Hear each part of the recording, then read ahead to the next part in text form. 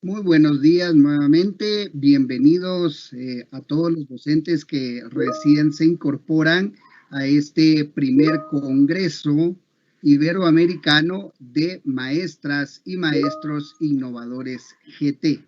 En estos momentos vamos a dar inicio a nuestra segunda conferencia de la jornada. Y para ello, pues vamos a hacer la presentación de una colega de Colombia, muy conocida por algunos de ustedes, pues nos ha acompañado en otras actividades relacionadas siempre con todo lo que tiene que ver con educación, ¿verdad? La colega es el hermano país de Colombia, es magíster en gestión de la tecnología educativa, licenciada en educación especial, con una especialización en administración de la informática educativa. Y adicionalmente es Microsoft Innovate Educator Expert. Maestra Marcela Casas va a compartir con nosotros sus experiencias muy innovadoras, muy interesantes y de la cual también es de alguna manera inventora de la didáctica de la inclusión en función del trabajo que ha realizado y las experiencias que ella tiene como educadora. Entonces, bienvenida, maestra Marcela Casas. Es para nosotros un gusto el poder tenerla por acá con nosotros. Sea usted muy bienvenida, está en su casa y dejamos el espacio para que pueda compartir. Buenos días. Muchas gracias, Manuel, por esa presentación. Quiero dar las gracias a Le Computación por la invitación a este maravilloso encuentro, donde vamos a poder compartir muchas experiencias con diversos maestros. Un caluroso saludo para ti que siempre me tienes en cuenta. Y bueno, vamos entonces a comenzar. Voy a compartirles mi pantalla. Me dices, Manuel, por favor, si se ve bien.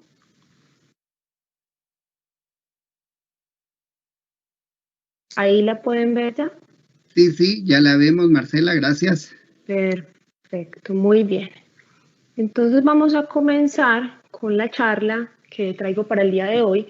La nombré Didáctica de la Inclusión y como ustedes pueden ver, TIC se encuentra resaltadito, ¿sí? ¿Por qué?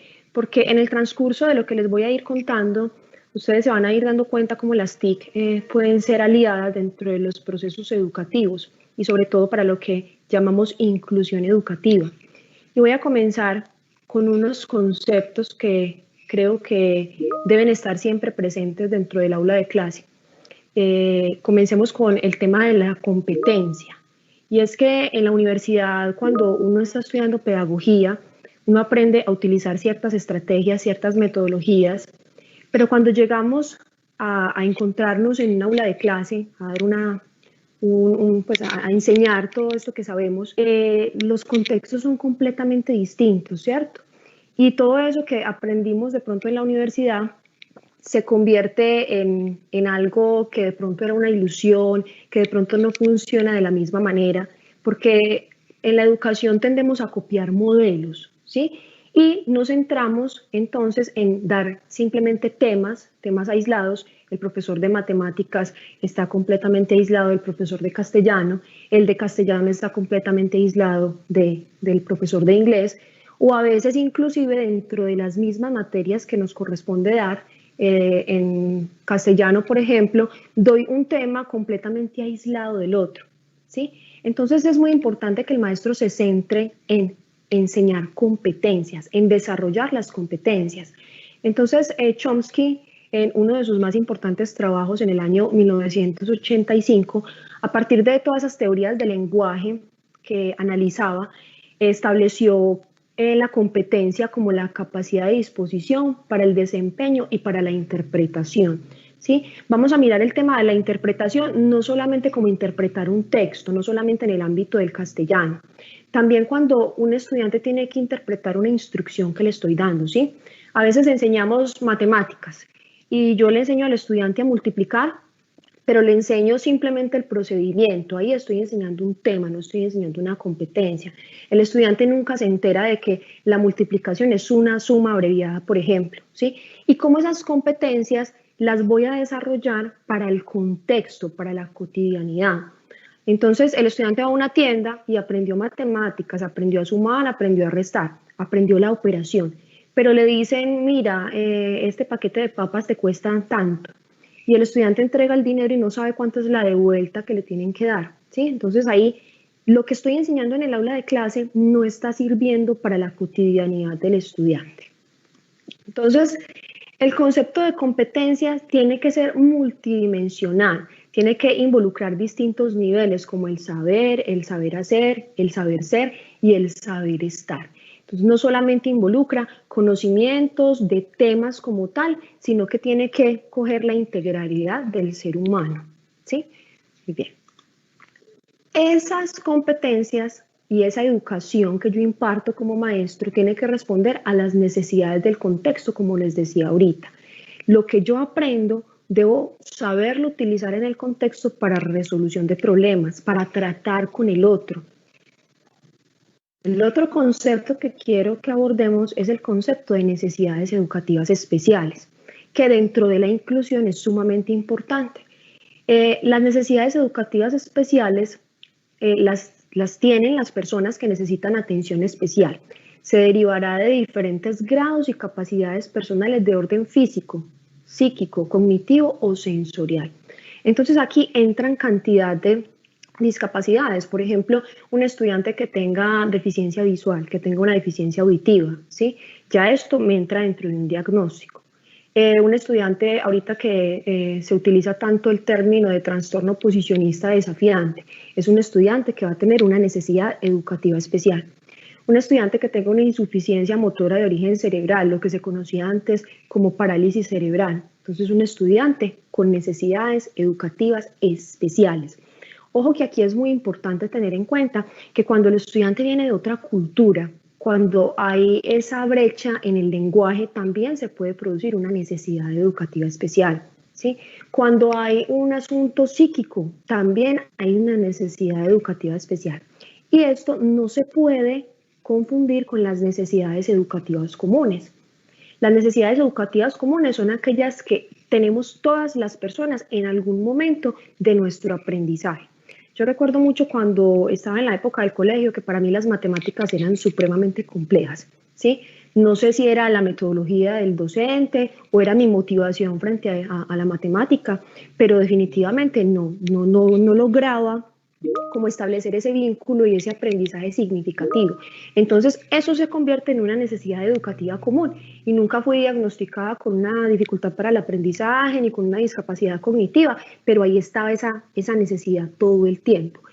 En la necesidad educativa especial generalmente se necesita un equipo interdisciplinario, entonces hablamos de un fonoaudiólogo, hablamos de un terapeuta ocupacional, ¿sí? De una maestra de apoyo, de un neuropsicólogo, pero en la necesidad educativa común normalmente no se necesitan este tipo de apoyos. Con el cambio de metodología, con el saber qué le pasa al estudiante, muchas veces logramos resolver esta necesidad. Hay veces que el estudiante llega al aula de clase y está completamente desvinculado de mi clase, está pensando en otra situación.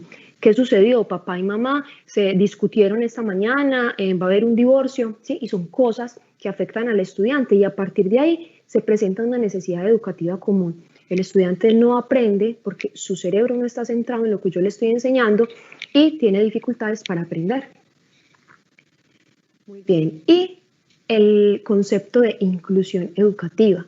Entonces, la UNESCO define la inclusión como el proceso de identificar y responder a la diversidad de las necesidades de todos los estudiantes, ¿sí? Y aquí me dicen que responder a la diversidad es porque a veces tenemos a los estudiantes dentro del aula de clase, pero yo creo que desde el principio, cuando estábamos en la escuela, a nosotros nos enseñaron un concepto mal.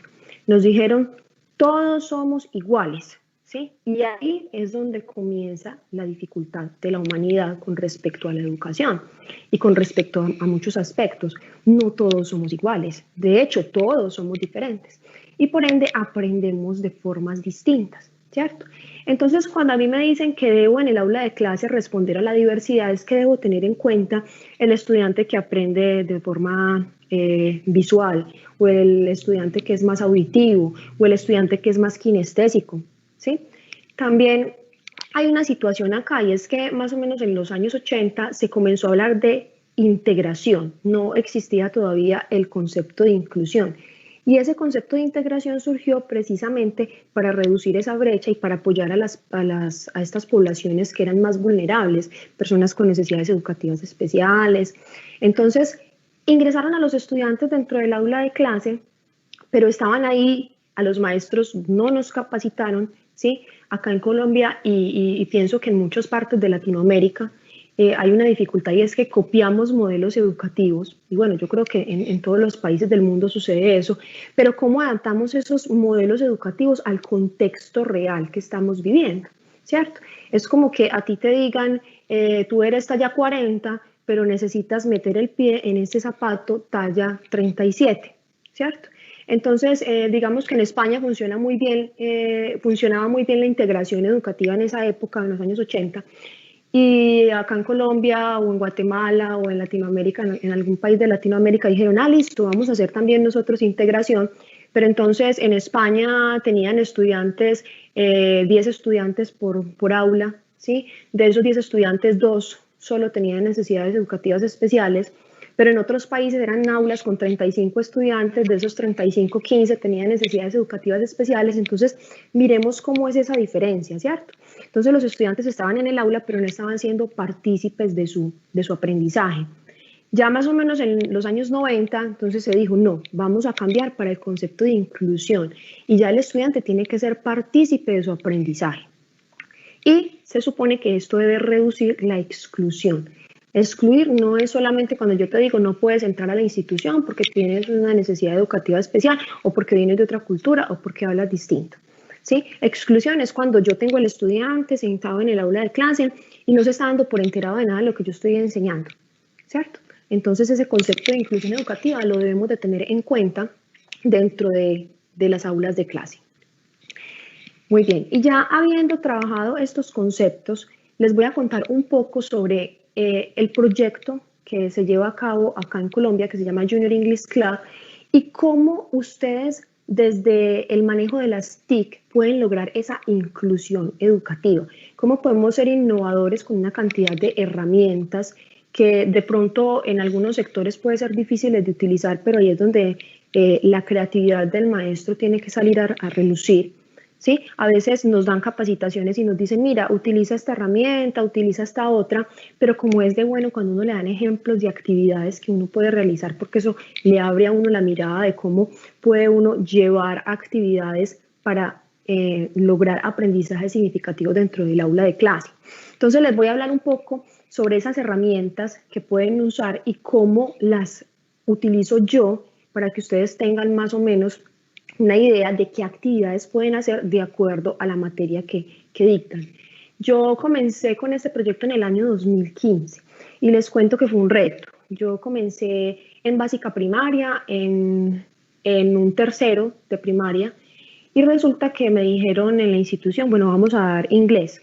Yo llegué al aula de clase y los estudiantes completamente desmotivados. ¿Cómo un maestro llega a una aula de clase y genera motivación cuando los estudiantes de pronto ya vienen viciados por una forma de enseñanza distinta a la que yo tengo?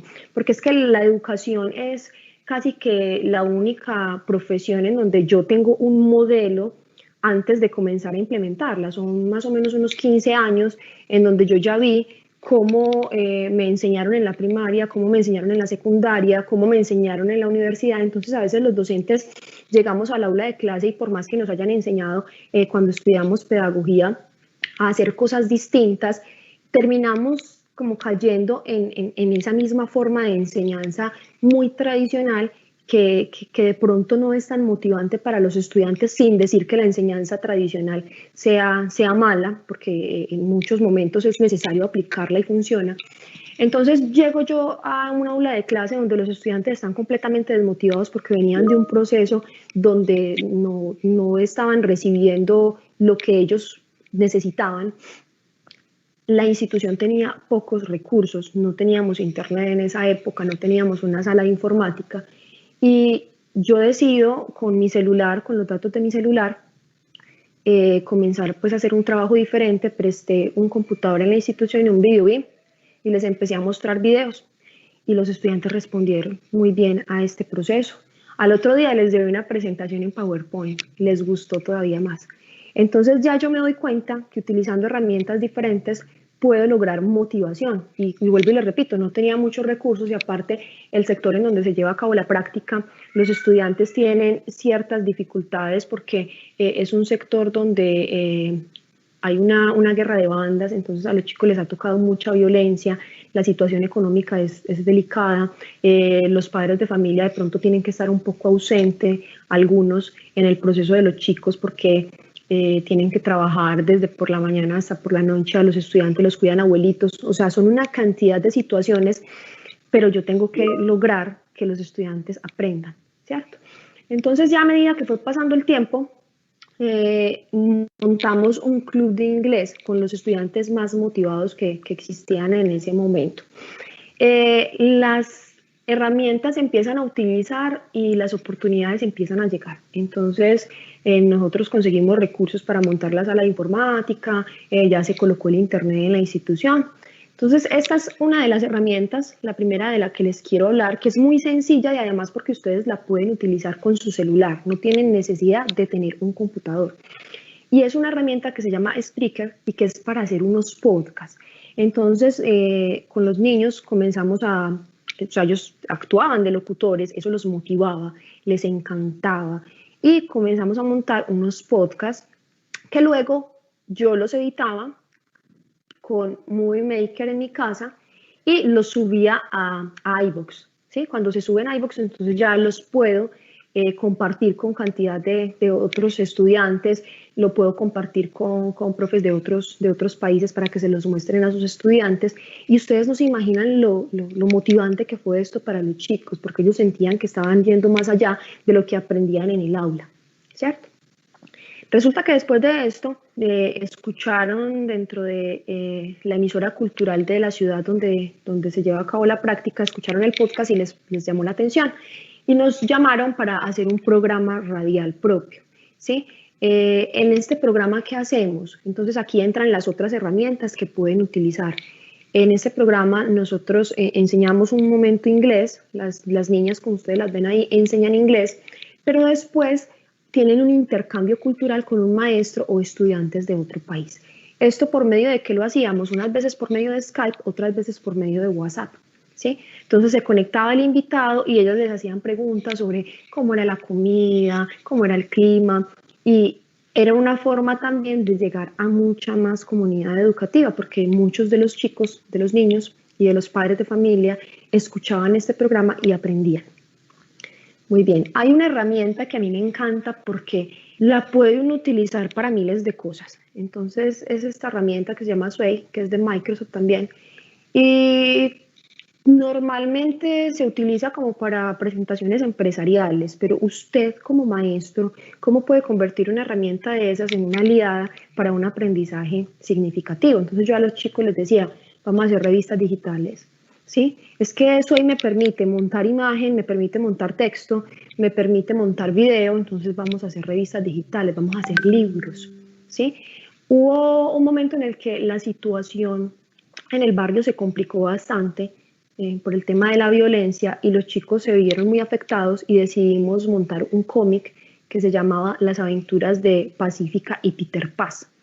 Entonces ahí se involucró un padre de familia, porque los chicos describieron sus personajes, eran dos superhéroes que iban a sensibilizar a la comunidad con respecto a ese tema de la violencia, de la tolerancia, y el padre de familia dibujaba esos personajes tal cual como los chicos los describían, y fue muy bonito porque ellos comenzaron a hacer una traducción en inglés, porque la idea era aprender vocabulario, la idea era aprender gramática. Entonces, ese proceso de pasar lo que escribían en español al inglés y mirar, analizar que quedara bien la estructura gramatical, fue bastante interesante, aprendieron muchísimo, y aparte de eso, el cómic, por estar en Sway, se compartía el link y lo podía ver toda la comunidad educativa, ¿sí? Se podía compartir con las personas que ellos quisieran. Entonces fue maravillosa esta experiencia, logramos sacar 4 episodios de las aventuras de Pacífica y Peter Paz. Les recomiendo esta herramienta para que hagan libros digitales, para que hagan revistas digitales, es maravillosa, y bueno, y todas las otras cosas que se les ocurran.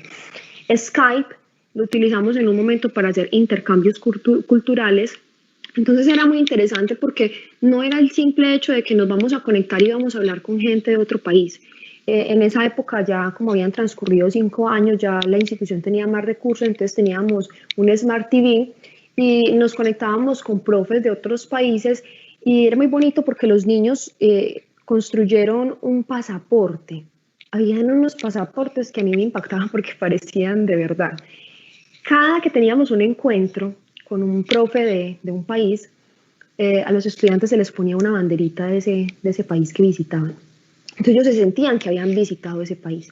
Y aparte de eso, nos tomábamos una fotografía con el invitado, se veía el invitado en el televisor, y en Sway teníamos un álbum fotográfico. Entonces miren, estas herramientas como las podemos unir para montar todo un proyecto de aula, ¿cierto? Muy bien, empezamos a hacer unos tutoriales, y sobre todo en la época de pandemia nos sirvieron mucho porque los chicos no se sentían como tan solitarios en el proceso en las casas, ¿cierto? No se sintieron como que, ay, se acabó el proceso. Entonces empezamos a hacer unos tutoriales. Aquí tengo una estudiante, como pueden ver en la fotografía, que ella cogía su celular y estaba dando tips sobre cómo enseñar inglés. Y también nos llamaron de un programa de televisión, de un magazine local, Tu Punto de Encuentro, para comenzar a hacer como a tener un espacio dentro del programa, ¿cierto? En ese momento llegó lo de la pandemia, como les contaba, y entonces las niñas y los niños empezaron a enviarme videos, y esos videos yo se los enviaba a la productora del programa y salían en un segmento. Entonces eso para ellos fue supremamente motivante. Y lo más motivante es uno ver que niños que están de pronto dentro de un sector con dificultades, un sector adverso, donde conocen mucho del tema de violencia, empiezan a decirte, yo quiero ser profesor cuando sea grande, yo quiero viajar por el mundo, quiero ir a una universidad. Entonces, como desde la educación tenemos esa llave mágica para cambiar la perspectiva, para cambiar esos sueños de los chicos, para que lleguen a metas realmente significativas. Entonces, para ellos, los que estamos saliendo en televisión, ustedes imaginan cómo fue el asunto, pues eso fue bastante motivante. En este momento estamos utilizando una herramienta que se llama Squiggle. Se las recomiendo. Entonces, en el proceso de inglés, ellos construyen, por ejemplo, un cuento. Digamos que estamos trabajando un vocabulario sobre las comidas, por ponerles un ejemplo. Y yo les digo a ellos, bueno, no me van a presentar el vocabulario así simplemente recitándolo, sino que vamos entonces a montar un cuento en inglés. Y por ahí derecho vamos mirando el tema gramatical. Y los estudiantes en este programa que se llama Squiggle pueden, tú coges y escribes el cuento. Había una vez una niña que tenía 5 paquetes de dulces. Cuando tú escribes eso, el programa te da la opción de buscar una voz como de un narrador, ¿sí? O de poner tu propia voz. A mí me gusta más el tema pues, del narrador para que ellos escuchen su texto, su cuento en voz como de otra persona. Y luego, si tú le das a Squiggle, le das la opción de que sea él el que monte el video, te lo monta. Y es una cosa loca, hermosísima, porque entonces a medida que se escucha el narrador, se ve una manito que va haciendo los dibujos de lo que se va narrando. Entonces, si yo dije había una vez una niña que tenía 5 bolsas de dulces, entonces el programa me va dibujando la niña y me dibuja la bolsa de dulces. Entonces, para los niños es súper motivante ver este tipo de herramientas. y se dan cuenta que se puede aprender el inglés de otra manera y no solamente el inglés. Yo les hablo de inglés porque es la materia que en este momento tengo a cargo, pero puedo enseñar matemáticas, puedo enseñar castellano, puedo enseñar ciencias sociales, ciencias naturales, lo que yo quiera, ¿sí? Y esta es otra herramienta que me parece maravillosa porque se llama Flipgrid y me permite que yo le ponga ciertas preguntas al estudiante.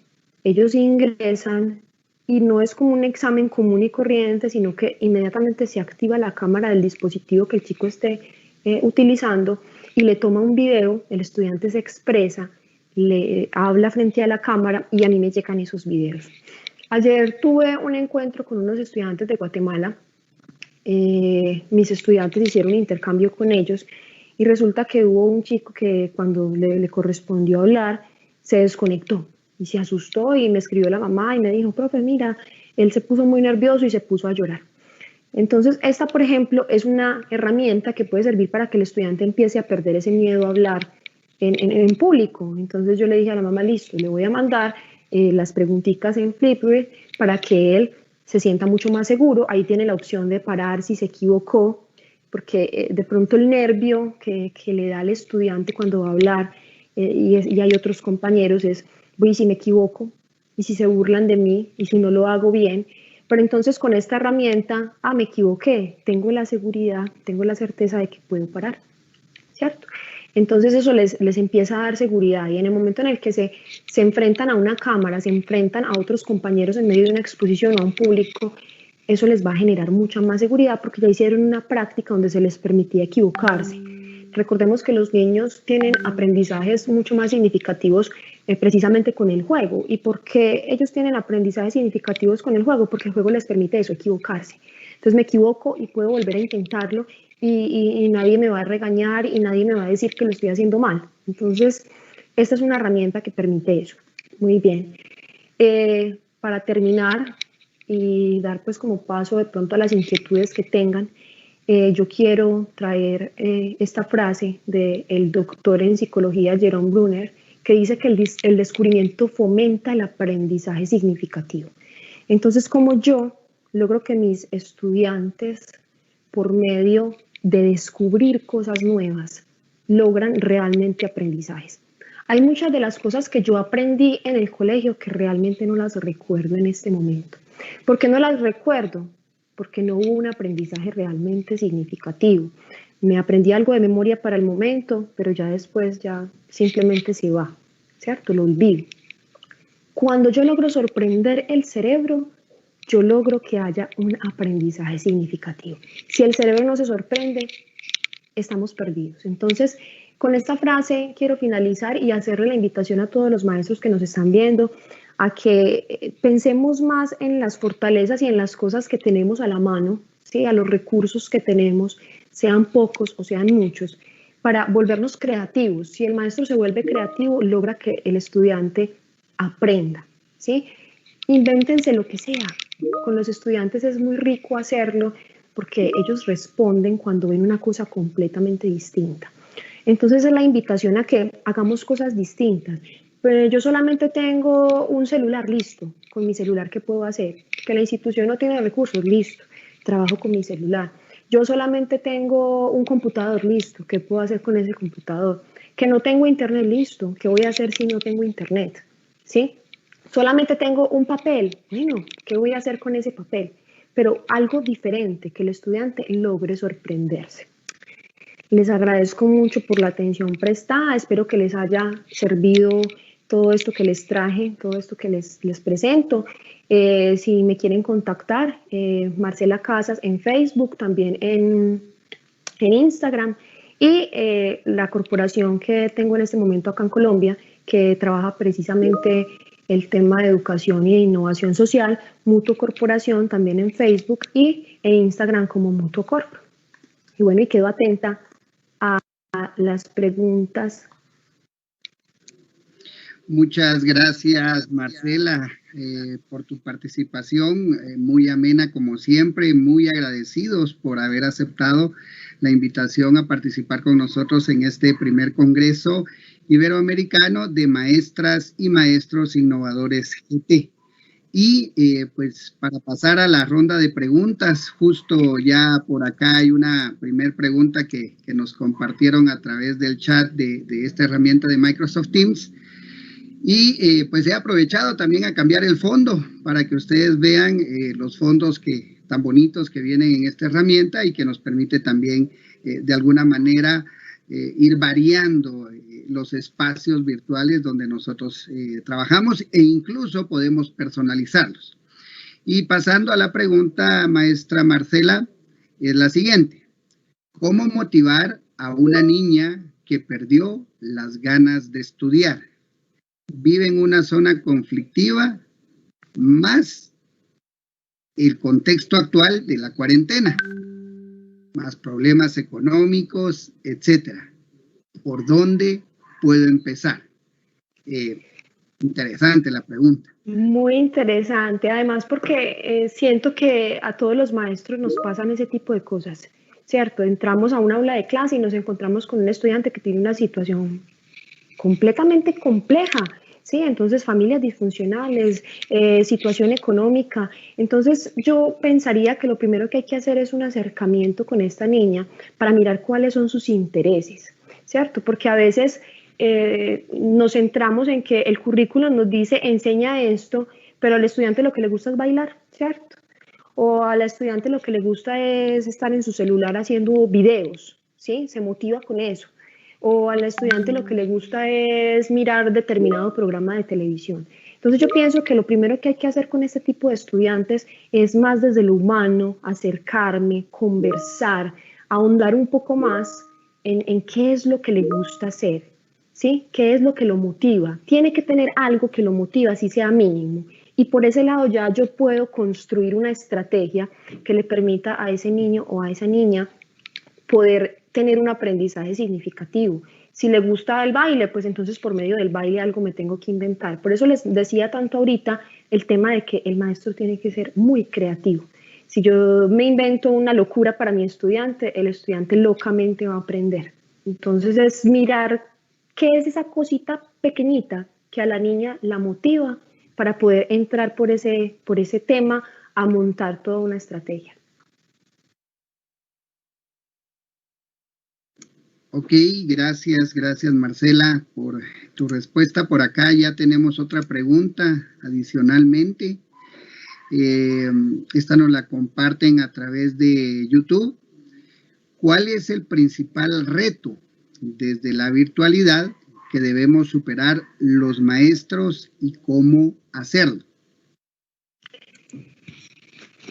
Yo pienso que el tema de la virtualidad y sobre todo en este tema, en este momento que estamos, que nos llegó esta pandemia y no estábamos preparados para ello, pienso que el principal reto es y seguirá siendo esos estudiantes que no tienen conectividad.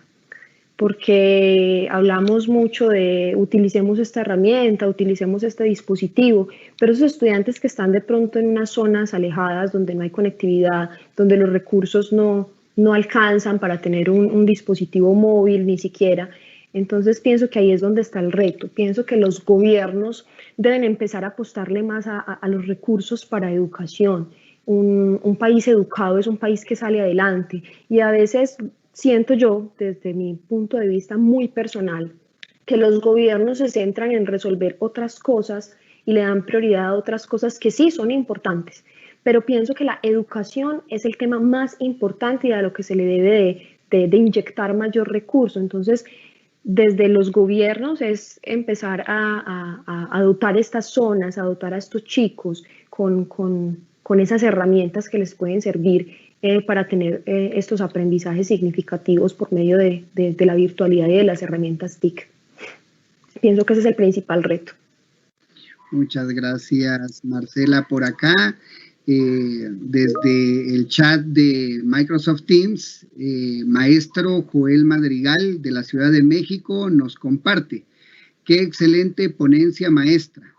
Y gracias. Nos solicita si podrías comentar un poco más sobre aquellos buenos hábitos que los profesores no acostumbrados al juego o fuera de la educación tradicional lo pudieran aplicar ¿verdad? Es decir, pienso que la pregunta es, ¿cómo hacemos que aquellos docentes que han venido haciendo una educación tradicional muy, digamos, estática, sea un poco más gamificada? Yo de pronto mencionaba ahorita que la educación es de las pocas profesiones en donde uno ya tiene un modelo desde que éramos niños, ¿cierto? Entonces pienso que el hábito principal que debe tener un maestro es desaprender. O sea, desaprender es complicado, ¿cierto? Pero hay que hacerlo en algún momento, porque entonces llego al aula de clase con un montón de estrategias que me dieron en la universidad, pero mi cerebro me sigue diciendo que la forma como me enseñaron es la forma correcta. Entonces tiendo a volver. Entonces es una revisión constante. Un maestro debe de estar haciendo revisión constante de su práctica y decir, bueno, estoy realmente haciendo cosas significativas para mis estudiantes, estoy teniendo estrategias innovadoras y motivadoras para mis estudiantes, o volví otra vez a caer al tema de enseñar de una forma tradicional. Es que es muy simpático porque todo en la vida ha evolucionado y vemos las aulas de clase en su mayoría de la misma manera. Entonces, estudiantes sentados dándose en la espalda, ¿sí? El tablero ya no es un tablero de tiza, lo cambiamos por un tablero acrílico, pero sigue siendo lo mismo, ¿cierto? Entonces, es estarnos revisando. Estoy cayendo nuevamente en una práctica de pronto monótona, que de pronto no logra esa motivación de mi estudiante, o realmente estoy enseñando como me gustaría que me enseñaran a mí. Yo reviso mucho y recuerdo mucho a mis maestros de la escuela y yo digo, este maestro marcó mi vida, este maestro hizo que le cogiera pereza a tal cosa, ¿cierto? Yo soy maestra de inglés y en este momento vivo motivada con el inglés porque tuve una profesora ya después de la universidad que me motivó impresionante con el inglés, pero a mí no me gustaba el inglés. Tenía un profe en el colegio que no me gustaba cómo me enseñaba. Entonces es eso, es una revisión constante de mi práctica y sobre todo el tema de quitarnos como esos modelos con los que venimos desde la infancia de cómo es que se enseña. Hay que ser creativos, hay que innovar. Sí, sí, totalmente de acuerdo. Por ahí, Sir Ken Robinson, que en paz descanse, nos decía que la creatividad era algo que no se debía de perder, ¿verdad? Y que se debe de mantener en todo momento, en todo tiempo del sistema escolarizado, incluso a nivel de la universidad. Entonces nosotros no tenemos que perder ese modelo innovador, ese modelo de juego incluso, que permita que los chicos se conecten más a esos procesos de aprendizaje que, como tú dices, de repente nosotros los docentes abandonamos la pizarra tradicional para pasar a una pizarra digital, pero que de la misma manera tenemos que mantener ese dinamismo, ¿verdad? Con ellos, esa innovación constante. Por acá tenemos otra pregunta. Esta pienso que es de nuestra querida amiga y conocida María Soledad de Argentina. María Soledad nos dice cómo encontrar el equilibrio entre lo sincrónico y asincrónico. Eso ha sido un reto. Les cuento que para mí ha sido un reto. Realmente es complicado porque yo, por ejemplo, en este momento tengo, como les decía, la situación de mis estudiantes es compleja en la parte económica, entonces muchos no tienen internet. Entonces tengo 35 estudiantes, de los cuales 16 están de forma sincrónica conmigo y el resto de forma asincrónica. Entonces es un reto porque yo tengo que buscar la manera de que el estudiante que no se puede conectar no se vaya quedando atrás, ¿sí? ¿Y cómo lo puedo hacer? Llamadas telefónicas, o sea, me toca a veces hacer llamadas telefónicas. Hay algunos que tienen WhatsApp, entonces les escribo, ¿sí? Entonces, sí, encontrar el equilibrio en esta situación es bastante complejo, pero se puede hacer. Se puede hacer cuando el maestro busca estrategias, como les decía, con una llamada telefónica donde yo le explique al estudiante qué es lo que se está haciendo. Se puede inclusive llegar a que el estudiante no se vaya quedando atrás en los procesos. Es complejo, pero se puede lograr. Ok, gracias, maestra Marcela. Están muy activos tanto en YouTube como en Facebook, como acá en la videoconferencia en la sala VIP, ¿verdad? De Microsoft Teams. Y pues nos están llegando muchas preguntas y también felicitaciones, ¿verdad? Muchas gracias. Así que está muy seguida tu participación, Marcela.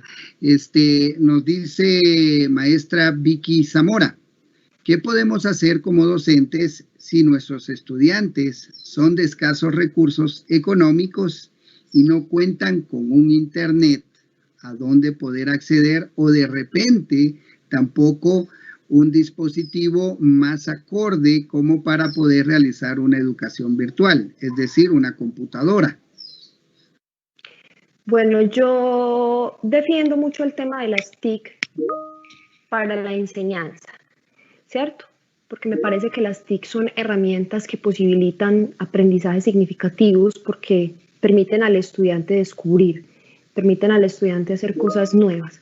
Sin embargo, no podemos decir que es lo único que podemos implementar en el aula de clase, porque cuando no se puede, no se puede. O sea, si el estudiante no tiene internet, no tiene internet. Si no hay computador, no hay computador. Si no hay un dispositivo acorde, no lo hay. Entonces también es mirar qué otro tipo de estrategias aparte de las TIC yo me puedo inventar para que ese estudiante aprenda.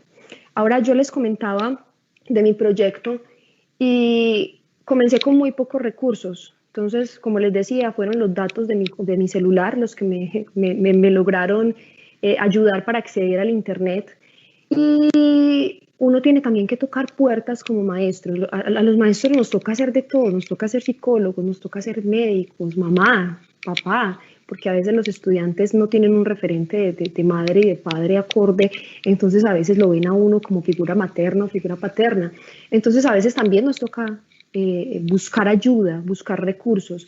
Gracias al proyecto que yo desarrollé en la institución, les cuento que nos donaron de una entidad 40 portátiles, nos donaron una pizarra, nos donaron computador para mí, para yo tener pues como el control del aula, nos donaron un Smart TV. Entonces es también yo como maestro cómo puedo buscar esos recursos y si no los consigo, entonces cómo trabajo con lo que tengo.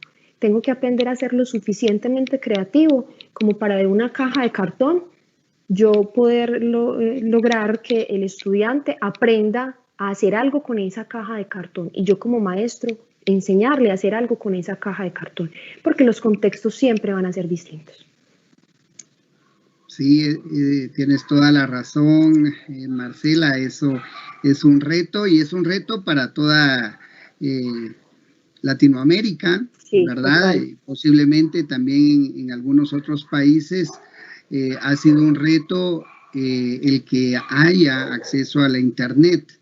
Acá en Guatemala nosotros tenemos un proyecto muy bonito que también se está tratando de replicar para toda Latinoamérica, que tiene que ver con el tema de redes comunitarias a través de la Sociedad de la Internet, donde cada capítulo en su país ha generado un grupo de trabajo de redes comunitarias y lo que buscamos es justamente poder llevar ese punto de internet, ese acceso a la internet a muchos estudiantes, pero luego viene la parte de que, ok, ¿qué dispositivo se va a conectar, verdad?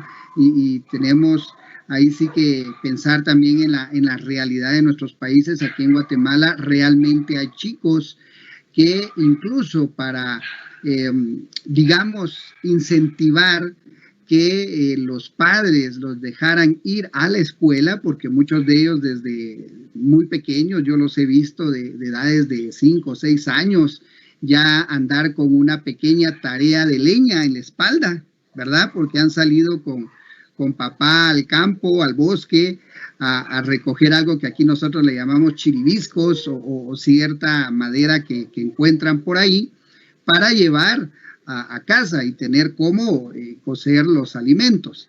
Entonces, hay realmente realidades muy crueles en nuestros países y donde el estudiante definitivamente no va a contar con un dispositivo que pueda conectar a esa internet aún llegando a esa comunidad remota, ¿verdad? Entonces sí, como maestros nosotros también tenemos que tocar puertas, buscar esas instituciones.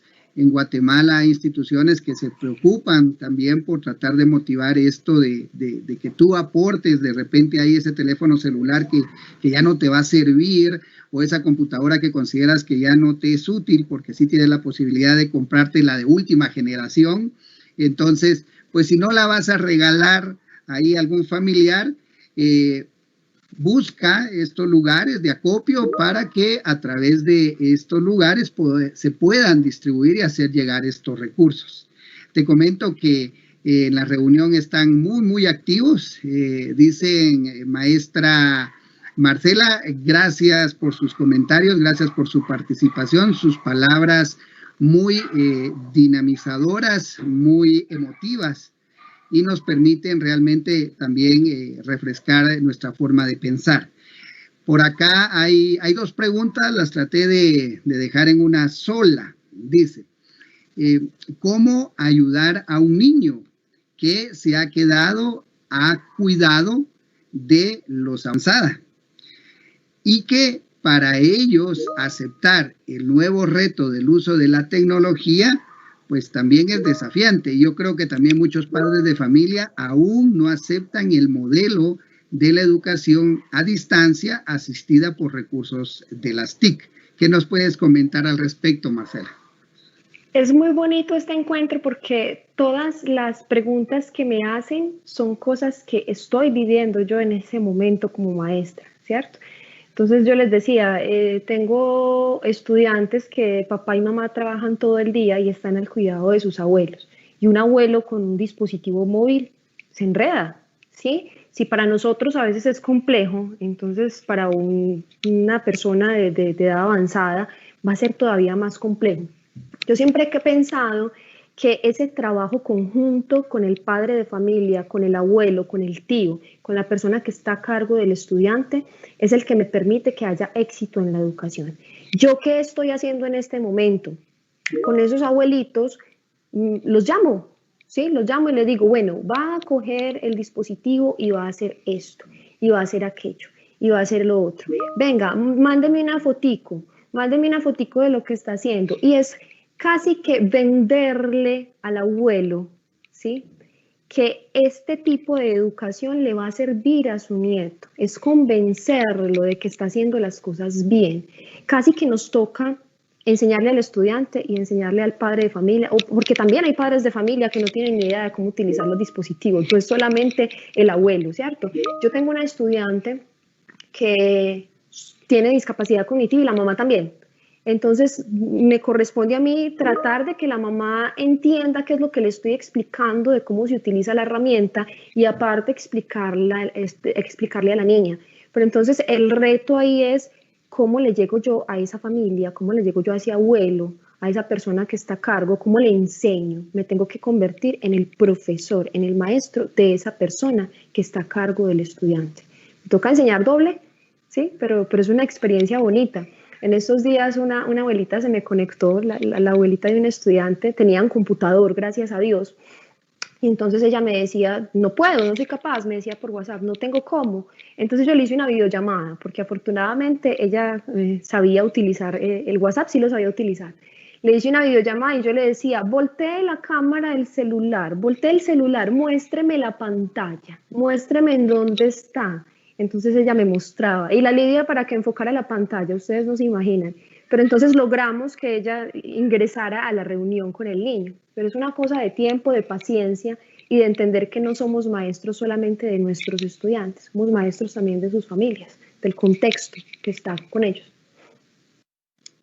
Correcto, correcto. De hecho, a nosotros como empresa, como LE Computación, nos ha tocado que capacitar también a los padres de familia en el uso de las herramientas. Hemos tenido esas reuniones porque no solamente es alfabetizar a los docentes en el uso de tecnología, sobre todo a aquellos docentes que por primera vez empezaron ya a incorporar el uso de las TIC, sino también un proceso de alfabetización con los padres de familia, con los encargados, con los abuelitos incluso, como tú lo mencionas, y tener ese proceso de acompañamiento. Eso es muy valioso. Pienso que hoy por hoy todos tenemos que, no solo la parte de aprender a aprender, sino también de poder transmitir esa experiencia en el uso de tecnología hacia las personas que hasta en este nuevo contexto pues han empezado a incorporar más el uso de estos recursos tecnológicos. Por acá tenemos otra pregunta, mi querida Marcela. Dice, soy Luisiana Prato, desde Venezuela. Mi pregunta sería, ¿cuáles serían las alteraciones emocionales que la educación online puede traer a nuestros niños? Bueno, ¿me escuchan? Fue que se me quedó pausada la imagen, pero ¿me están escuchando? Sí, sí, te escuchamos. ¿Lograste escuchar la pregunta? Alteraciones emocionales con este tema de la virtualidad. Bueno, yo tengo una niña de 2 años, mi hija Gabriela, y yo le digo a mi esposo que en este momento me preocupa mucho la parte de socialización. Y si me preocupa a mí que mi niña todavía no había entrado a una guardería, siento que esa es la parte que más se está viendo afectada en este momento en los niños. O sea, es el tema de la socialización. Un niño necesita socializar, necesita verse con su compañero, necesita compartir con su compañero el juego, ¿sí? Por este medio, sí, ellos están viendo, se ven las caritas, pero realmente la parte del contacto con el otro se pierde. Entonces, pienso que eso puede traer consecuencias más adelante para los chicos. Hasta, no sé, desconozco de temas de salud, pero yo pienso que hasta el hecho de que compartan a veces una gripe, ¿cierto?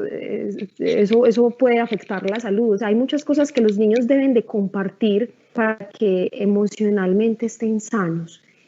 Salir corriendo en un patio de una institución educativa y caerse, ¿sí? ¿Cómo resuelvo ese problema de que me caí y me raspé? Para la resolución de problemas, tengo que tener contacto con el otro, tengo que enfrentarme a ciertas situaciones que lamentablemente los niños no lo están haciendo en este momento.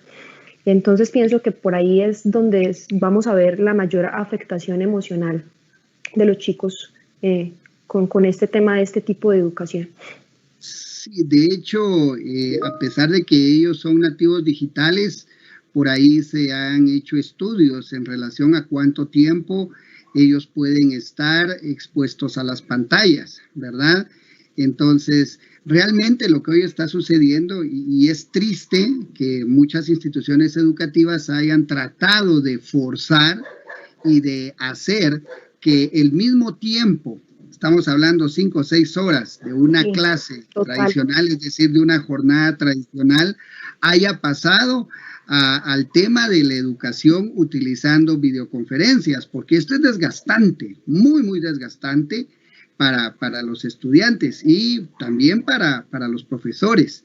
Es ahora cuando tenemos que apostar más por aplicar metodologías activas de aprendizaje y empezar a probar y a empaparnos más acerca de esta práctica docente que es el aula invertida. El aula invertida. Luego, dejemos de pensar en una educación bancaria, donde queremos meter mucha información en esta cabecita, ¿verdad? Porque realmente ya no funciona así.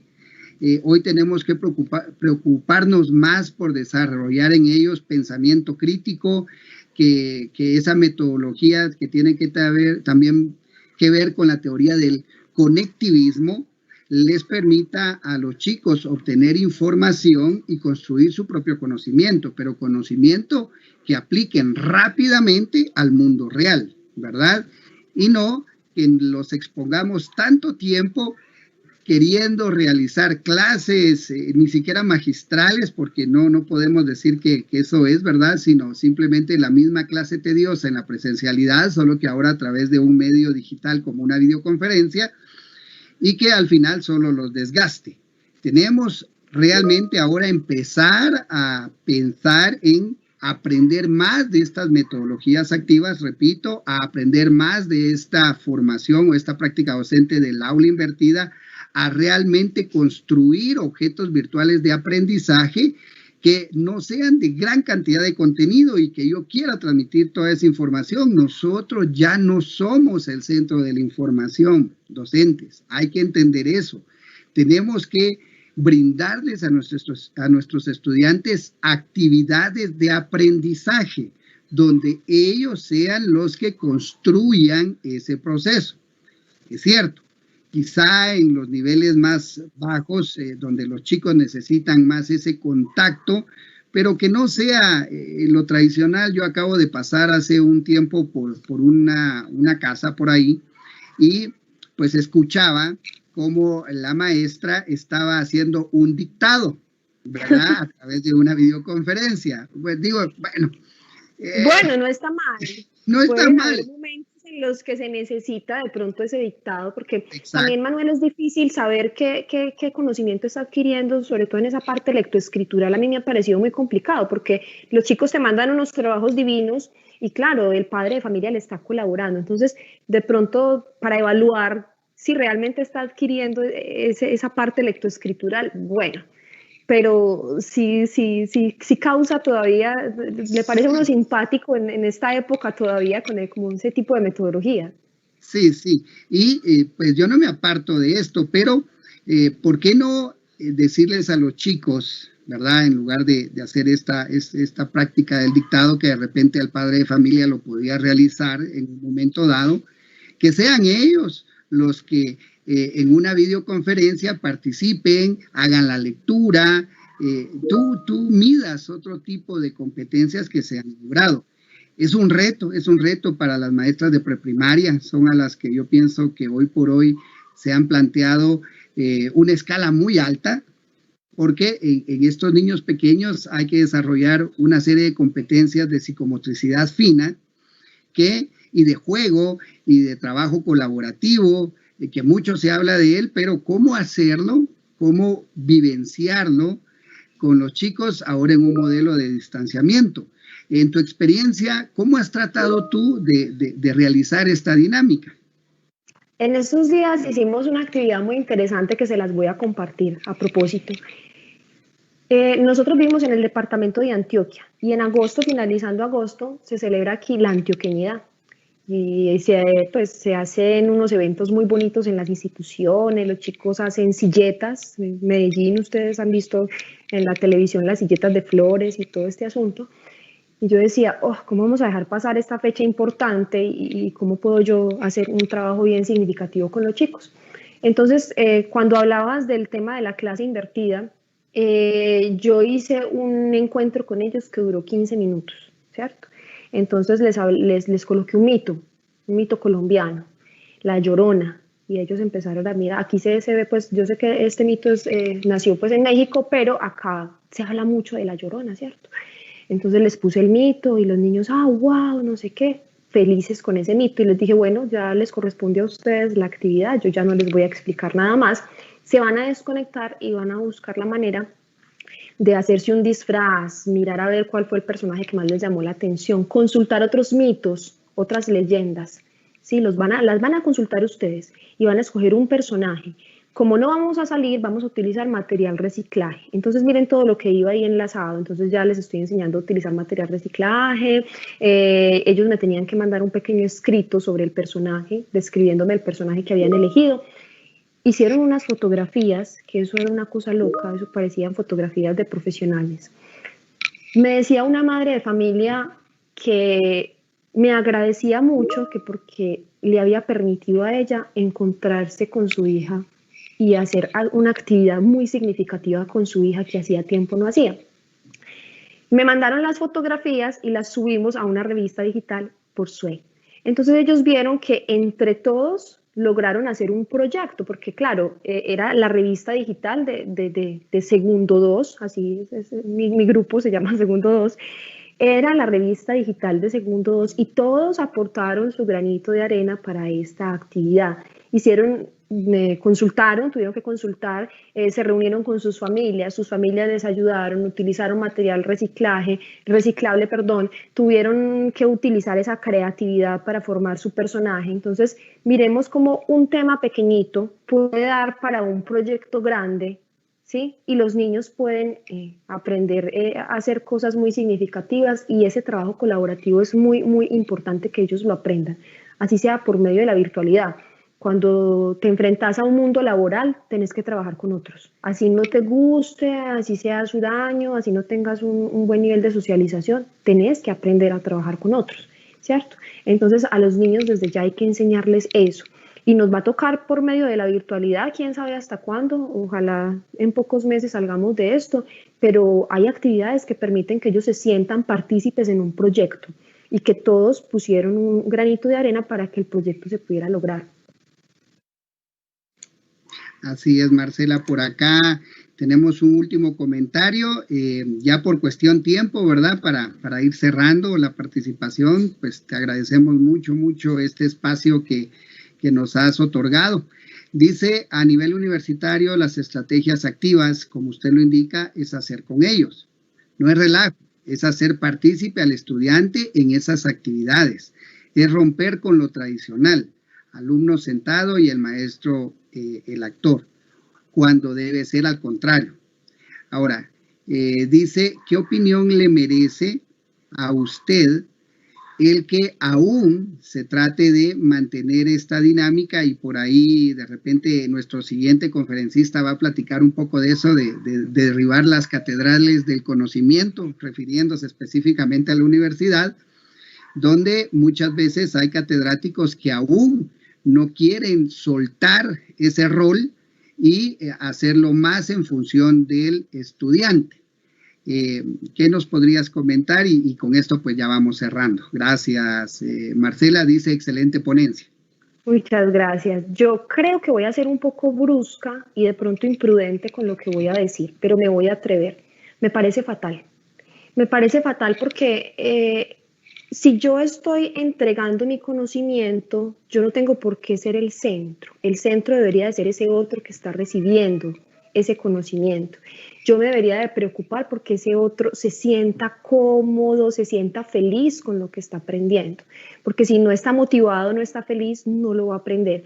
Acá en Colombia utilizamos un término, los maestros, que se llama rajar. Y rajar o sea, cortarle al estudiante, ay, este estudiante se cree muy bueno, listo, lo voy a rajar, lo voy a corchar, y hago quedar en ridículo al estudiante porque yo soy el que tengo el conocimiento, yo soy el que lo sé todo, y hay profesores que se sienten muy cómodos y muy orgullosos de decir, a mí ningún estudiante me gana, o a mí ningún estudiante me saca una nota superior, acá calificamos hasta 5, entonces dicen, el único que saca 5 es el profesor. Eso es absurdo. Sí, me parece fatal, y por eso decía, ojalá no esté siendo muy imprudente, pero pienso que el centro tiene que ser el estudiante.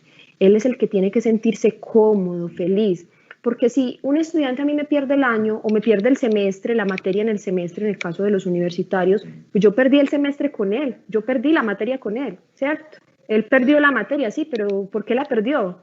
¿Cierto? Entonces tengo que analizar mucho eso. Si yo soy uno de esos profesores que cortan la motivación del estudiante y se cree superior, entonces si el estudiante pierde una materia o no adquiere el conocimiento, el que estoy perdiendo soy yo. Entonces esa es como mi opinión al respecto. Ok, gracias Marcela, tienes toda la razón. Ya para ir cerrando, nos regalas un mensaje de despedida para tu participación. En este momento estoy haciendo un programa en Facebook con la entidad G2 Internacional y con Mutuo Corporación que se llama La Llave Maestra. Y siempre utilizo la metáfora de la llave para hablar de la educación. Nosotros los maestros tenemos una llave mágica para cambiar el mundo. Suena soñador, pero si yo logro impactar la vida de un estudiante y que ese estudiante luego sea el médico más brillante, o que sea el ingeniero más brillante, o que la profesión que elija, no importa, pero que sea una persona que le traiga beneficio a la sociedad, estoy cambiando el mundo. Entonces ese es mi mensaje, profes. ustedes tienen en sus manos esa llave mágica para cambiar y mejorar el mundo. Y aprovechando, pues invitamos a todos los colegas que están en esta reunión a que busquen a maestra Marcela Casas en sus redes sociales y se apunten a participar en este programa. Es un programa que se realiza cada 15 días, los días jueves. ¿Estoy en lo correcto? Total. Ok, entonces para que ustedes participen, es un espacio abierto, es también para que ustedes aprendan, porque también a los chicos nosotros los podemos invitar a hacer este tipo de actividades y por qué no crear la radio online escolar, ¿verdad?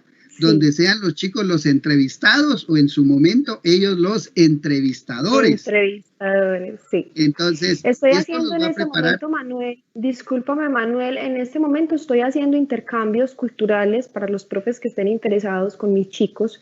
Y los profes que digan, me quiero conectar con sus estudiantes, profe, para aprender inglés, maravilloso, me pueden contactar, me escriben por Facebook y hacemos ese intercambio que resulta tan insignificativo para ellos.